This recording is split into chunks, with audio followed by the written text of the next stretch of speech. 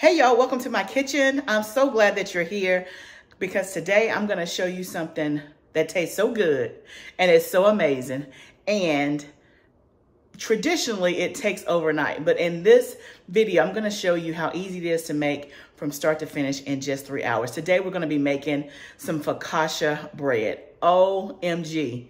You're gonna wanna make sure that you watch this video and take notes on how to do this. So if you're brand new here, my name is Barbara. I'm in zone 7B in the state of Tennessee. And on this channel, my main purpose is to show you, inspire, and encourage you to grow food. But not just grow it, I'll also teach you how to preserve the food that you grow and then how to come in the house and cook it. So this is one of the kitchen videos that I'm doing today because I came and stumbled upon this recipe. And when I tell you we are still talking about it in this household, it was that good. I'm making it again, and I thought I would turn on the camera and share it with you. So let's get into the process, and then I'll talk to you a little bit about focaccia and all the things. If you've never done it before, we're gonna cover all the things, right? And then I'm also gonna show you another favorite recipe of mine as well, but we'll get to that after we get the focaccia going. So the only part that you've missed that I've already done before I turned the camera on was that I'm proofing my yeast. So I took 2 teaspoons of active dry yeast and I put it into 2 cups of water, and I let it sit for 15 minutes to make sure that it got basically foamy and bubbly. So that's all that you've missed, was the 15 minutes while it was sitting there waiting. So what we're gonna do now is we're gonna actually add 4 cups of bread flour. Let me get my flour. So we're gonna use 4 cups of bread flour. You can use all purpose, but I think bread flour is best. So if you have bread flour, use bread flour. We're gonna put 4 cups into our bowl. And then to that, we're gonna add 2 teaspoons of salt. When I tell you this is so easy, it is so easy. And now we're just gonna add our water that has the yeast in it. And then we're just gonna mix it all together with a rubber spatula until it forms like a sticky ball. If you've never had focaccia before, the best way I can explain it, it's like an Italian bread. It's crispy on the bottom, soft and pillowy on the inside. Typically, you'll probably see it in an Italian restaurant, something like that, maybe even a fine dining restaurant. Usually when I make it, I'm serving it with pasta. So whether that's like spaghetti, lasagna, fettuccine alfredo, any type of pasta dish. You could also take this recipe and put it into like a long thin pan and make it thin and use it for sandwiches. So sometimes you may go to a sandwich shop and have your bread be focaccia. So I think Panera Bread uses focaccia for a lot of their sandwiches. So you can see here, this is what the dough looks like. It's just gonna be a shaggy, sticky dough. So if that's what it looks like, that means that you are doing it right. So then what we're gonna do is we're gonna just rub some olive oil on here to kind of coat the top. And I'm just rubbing the surface. And we're just gonna cover it with a damp tea towel. I've already wet my towel. We're gonna cover it with this damp tea towel and let it sit for 1.5 hours to 2 hours. So we'll check back in on it after that time. So we're gonna let that sit for 1.5 hours to 2 hours, depending on the temperature in your house. It may take the full 2 hours if you keep your house relatively cool. But I'm excited about this recipe because if you've ever made focaccia before, when you look up all the recipes on Google, it is going to be an overnight process. So I've done focaccia before, and all the times that I have made it before I found this recipe was a sourdough focaccia, and definitely anything with sourdough, you gotta let it proof overnight, and it tasted good. But I wanted to have some focaccia a couple of weeks ago, but I didn't have the time. I needed it that day. I didn't have the time to make it for the next day. I wanted it that day. And so I just started Googling to see, is there anything? And I was like, I know with sourdough it's not going to work. So I was looking up yeast recipes for a quicker focaccia, because I was starting at the top of the morning. I'm like, even if it takes me like all day, but not overnight, I'm still game for it, because by the time I started looking, it was like 8 o'clock in the morning. I found this recipe that said, the original recipe was for an overnight, but the modification said you can modify and get this to 3 hours. And I was like, say what? So I was like, I'm going to try it. If it doesn't work out, then I got some bread I can pull out of the freezer if need be, even though I really want this focaccia. Y'all, I did it. It tasted so good. It tasted better than when I've made it before with the sourdough. And so I'm like, why am I proofing overnight? And y'all, don't get me wrong. I love sourdough baking. I do a lot of sourdough baking. But the thing with sourdough, the difference between sourdough baking and yeast baking, you have to think ahead and be intentional and not need it today if you're going to do sourdough, right? Versus with yeast, you can get the same products a lot quicker, usually just because you don't have that overnight proofing. So when I made this focaccia, and it turned out so good, like, we could not stop. Dinner was over, said and done. We could not stop eating. Every time we passed by the kitchen, we cutting another piece, getting some of this focaccia. So I thought, if y'all are like me and you like focaccia, but you run into, hey, it takes too long, this is the recipe for you. You are going to be amazed at how good it tastes and how quick of a turnaround it can be. So I'm excited for you to see it step by step and to see the end product. So now what we're going to do, I'm going to show you another thing that I make in my house, which is ranch dressing, except this ranch dressing is actually vegan. It does not have eggs in it. It does not have any dairy, and it tastes so good. Like, I have served this many a times, and people do not, they don't even know. Every now and then it may look a little bit more green than white because of what I use in it, but the taste is superior. So if you have a vegan in your family, or you want to have this recipe in your back pocket in case you have to feed some vegans, or if you just want to try it because, you know, you just want to try it and you're not vegan, let me tell you, it's some good stuff. So I'm going to get the supplies for that, and I'm going to show you how quick it is to make this dressing. The reason why I'm making it is because, y'all, tonight for dinner, the boys are gone. I said it's no cook Thursday, which is usually the case. On Thursdays, I usually do not cook. And so the boys are out doing their own thing. And while they're out, they're going to pick up whatever they want to get. But I really just want a salad tonight. So that's what I'm having. So I'm making my own dressing to go on my salad. And I thought, ooh, salad and focaccia bread sounds so good. So that's what I'm doing, y'all. That's what I'm doing. So let me get this stuff, and we're going to make this quick vegan ranch dressing. Okay, y'all, we're back. So my favorite dressing is a ranch dressing. That's what your girl likes. I don't eat it all the time, but that is my favorite. So when I found this, and I've tasted some ranch dressing, and like, let me just say this, I'm a ranch dressing snob. Ranch dressing is unique. Everybody's ranch don't taste the same. That's at your house, that's at restaurants, that's at stores. I have tasted a lot of ranch dressings. I will tell you, out of all, if you put together all the ranch dressings that I have had, or tasted, I should say, I probably only like 5% of them, like, really like. So I'm a real snob when it comes to ranch dressing. Like, it needs to have a certain taste, and bland is not one of them, okay? So this recipe is so quick and easy. Like, there's no blending. It's only like 4 or 5 ingredients. Now, here's what I will say. It is because it does not have preservatives in it. It is not going to last in your refrigerator for 2 weeks. Like when you buy a bottle of that like Hidden Valley Ranch at the grocery store, and it can just sit up in your refrigerator. This can't sit up in your refrigerator. For me, and it usually doesn't last that long because, again, when I make it, it's with intention. Usually I'm having people over, or I'm eating a salad myself for a few days. But I would say in the refrigerator, I probably wouldn't keep it more than 3 days, just because to me, it doesn't taste as good.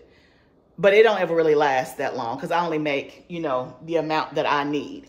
But I just want to say that up front. It's not going to be in your refrigerator for 2 weeks and still taste good, okay? But if you want to get into it, let's get into it. So the mayonnaise that I'm using is this right here, Vegenaise. You can find that Whole Foods, Sprouts, Publix, if you're in my area. Now, I don't know all the grocery stores, you know, up north, but if you got a Whole Foods or a Sprouts, it's definitely in there, or any type of health food store is going to have it. I will also tell you, I don't have measurements for this. So very rarely do I cook by measurements. If I'm using a recipe by measurements, it's my first time making it, or it's going to be something baking. Other than that, give me the gist and like the roundabout. Like if you say, oh, it's about a teaspoon, I'm good with that, because I'll do maybe a half a teaspoon and then I can adjust and then get it the way that I want it. So if you like real precise, you might want to skip on ahead to when the bread gets ready, because I may frustrate you, but I will show you. So basically, I'm just going to I'll try to tell you how much I think it is. And again, you can do this with regular mayonnaise, this same recipe. It doesn't have to be. The only thing that makes it vegan, I guess, is the mayonnaise that I'm using. So I don't know. That's probably a half of a cup, maybe. Yeah, that's probably a half of a cup. Then this is what gives it its ranch flavor. This is a spinach dip mix from, who is this from? What's the name of this company? Simply Organic. That is what gives it its ranch flavor. So again, I just pour some of it in here. I don't know. That might be a tablespoon. Right? And then it's onion powder and garlic powder. So I use twice as much garlic powder as I use onion powder. So I just sprinkle. Again, for this much, well, it's hard for me to, y'all just, let me see if I can.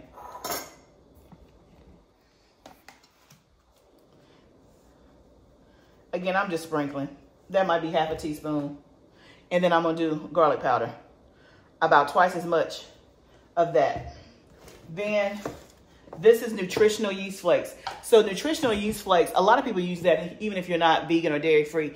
It has like a cheesy flavor. So a lot of people put it on popcorn, or people that are vegan or dairy free, they'll make a cheese sauce and they'll use nutritional yeast flakes for the cheesy flavor. In this recipe, I don't know, it don't taste like cheese. The dressing doesn't. I don't know why, but that's why we put it in here. So I would say maybe, I don't know, a tablespoon of that. Then we're just gonna add some water. That's it. Let me go get some water from the Berkey and then we're done. Okay, so then I just add a little water to get it to the consistency that I want. I like mine a little bit more on the thin side because I want to be able to pour it. And so like here, I've added too much water, which is a good thing. So I can show you again how to adjust it. Like that's too runny. So all I'm going to do is I'm going to add more mayonnaise, right? Because I put a little bit too much water in there. That's a good thing. Because again, part of cooking and in the kitchen is you have to be confident in your own kitchen and in your own thing. And to me, you can't mess up a whole lot. It's kind of like what I say with gardening. It's your garden. Do what you want to do. You can take risk in your garden because it's yours. It's the same thing when it comes to your kitchen. A recipe is good as a guideline, but I just don't find that you need to be tied to the recipe, because you got to be able to know what flavors go with what, how to fix things. Like, okay, this is too runny. I'm not going to throw the whole thing out. I'm just going to add more mayonnaise, right? And that's going to thicken it up. Just like that. And I'm just using a whisk.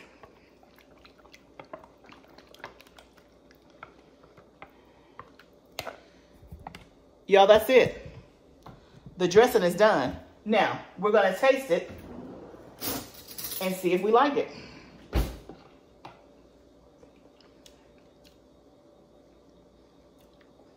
It's amazing how good that is. Y'all saw me. It was 1, 2, 3, 4, 5 ingredients. That's it. Like, it tastes real good right now. I might want a little bit more ranch flavor. So if I want more ranch flavor, I'm gonna put a little bit more of the spinach dip in there. And see, I didn't even put any salt in here. It has no salt in it whatsoever. Whatever salt is in the products, like the mayonnaise, that's the only sodium that it has, or in the spinach dip. So then I just whisk it on up.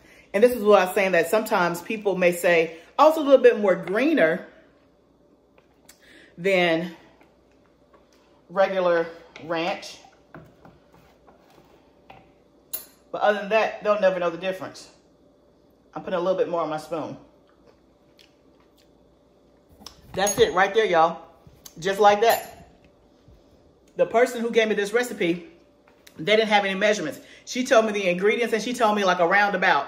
Like, oh, I think maybe this. And so I just did it and then adjusted the taste. And now I do it all the time. Just like that. Now, what I've never done before is added anything outside of these ingredients. But remember, we have some homemade dill from the garden. Y'all think that'll taste good? Let's get the dill. I don't know if I showed y'all this or not. This is homemade dill that we freeze dried. So because I don't want to mess my dressing up, what I'm going to do is put a little bit on the spoon and then add a little dill and see what that tastes like. Oh, that's good. So we'll add a little bit. Look at that. It look, hold on. Can you see that? How pretty that is? Okay. So then all I do is I just put it in a mason jar and put it in the refrigerator. So I got the funnel. I'm gonna pour this up.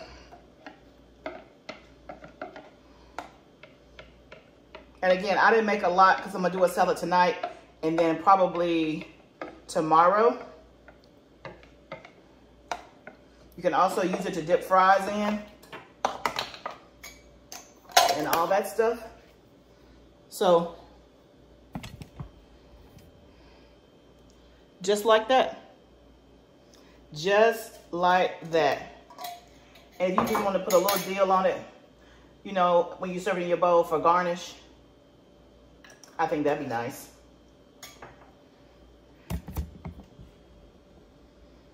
I don't know if you can see.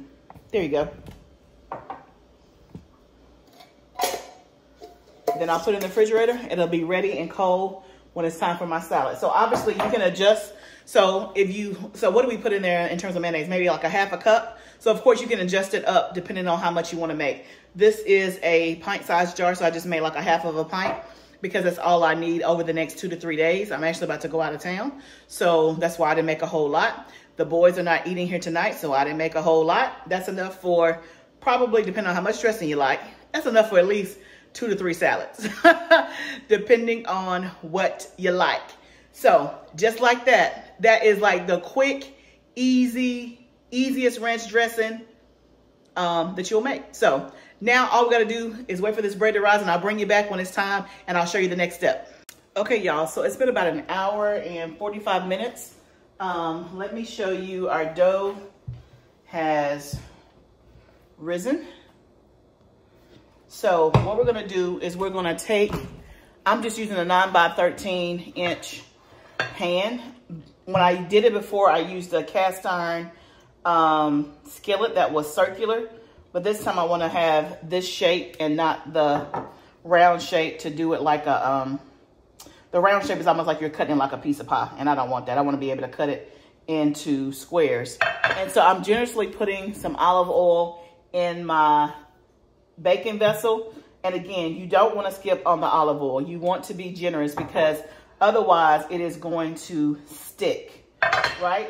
Then I'm going to take the dough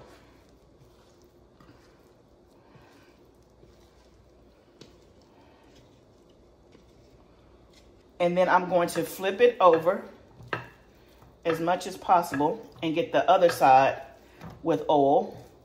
And then I'm stretching it out to kind of fill up the container.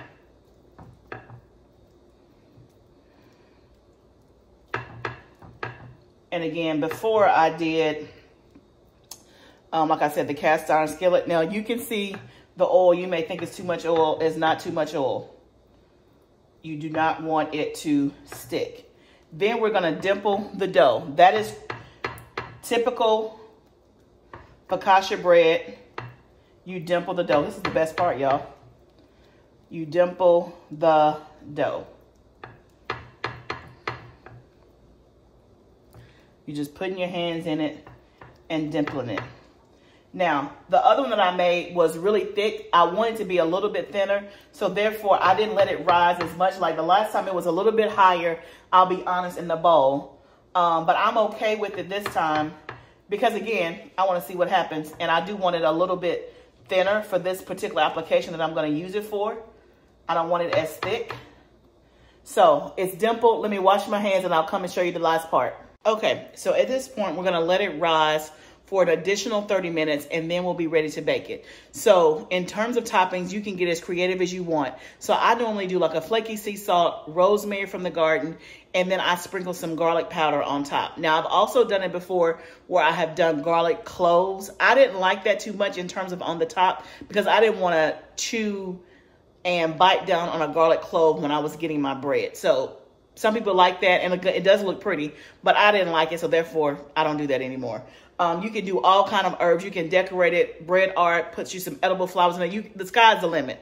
But for me today, I'm just going to do some rosemary and some sea salt, and I'll sprinkle a little garlic powder, and that's it. You can also get creative with the type of oil that you use in terms of olive oil. So I have some flavored olive oils like a Tuscany.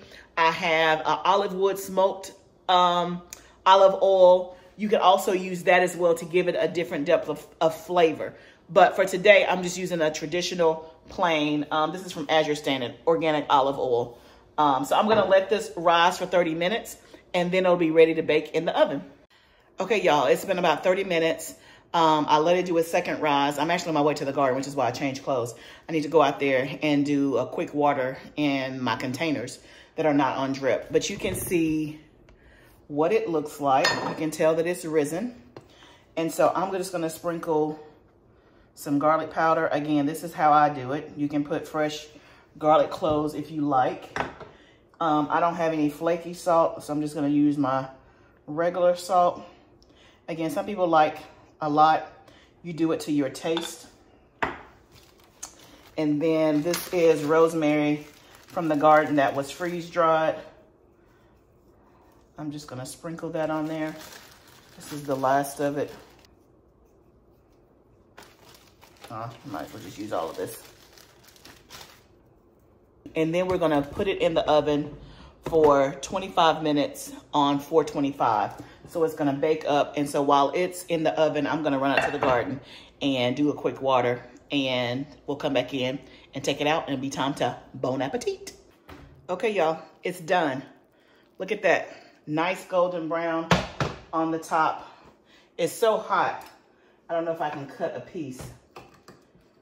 Now, one thing I did forget to mention is that with the cast iron, I did oil, there was no issue of sticking whatsoever.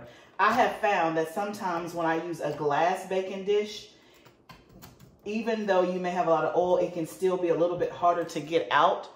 And so what I probably should have done was to butter the bottom and then put the oil. But ooh, it's hot, hot, hot, hot, hot, hot. Okay, let me double up these paper towels. Okay, so you can kind of see, you can see the steam. I literally just took out the oven. You can see the bottom.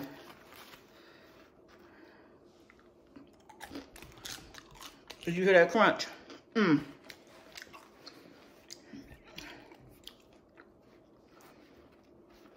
It's hot.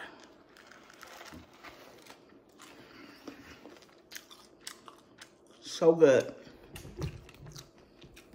I like the garlic powder much better because I get the garlic flavor without, let me not be rude.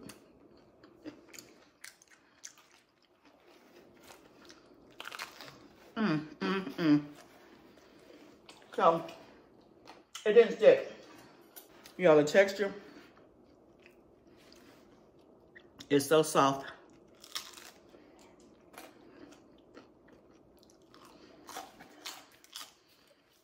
Especially if you're a textures person. I love a crunch. So good.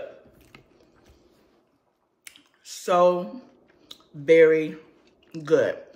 I will put the recipe in the description below. Go and try it. Come back. Let me know how you like it. And y'all get your whole life. Because if you love focaccia and you already been making it and you've been doing the whole overnight thing, this is a great version to do it in 3 hours from start to finish. So I'm gonna let this cool off. I'm about to go take a shower. I already got my salad stuff prepped. All I gotta do is assemble it and put it together. And y'all, we making a mega salad. Like, I love salad, but I don't want some old boring salad with just tomatoes and lettuce. I got all the fixings. I got tomatoes from the garden, carrots from the garden, cucumbers from the garden. The only thing I don't have from the garden is that I had to buy some lettuce just because I don't have, my lettuce is moving really, really slow because of the heat. And I didn't have enough for a salad. But I'm gonna put some croutons on there, some craisins, some golden, like all the things. It's gonna be crunch, sweet, savory, all the stuff. Cannot wait. And with a side of this bread, I'm gonna be good to go. So thank you guys for meeting me in the kitchen today and joining me. I hope that this recipe becomes a winner in your house. This easy focaccia that you can make in 3 hours. Also try the vegan ranch dip. If you don't want to make it vegan, just use your regular mayonnaise. It's okay. Your Hellmann's, your Dukes, whatever. But try it if you need anything, because most of that, well, I'm not gonna say that you keep it on hand. But for me, I always have nutritional yeast flakes. I buy packets of those spinach dip mix. I get them on Amazon, three to a pack. So I can whip that, dress it up easy if somebody comes over and decide they want to eat. Okay, that's what it's all about. So thank you for joining me in the kitchen. Remember, gardening is a journey. Let's grow together. I'll see you next time, friend.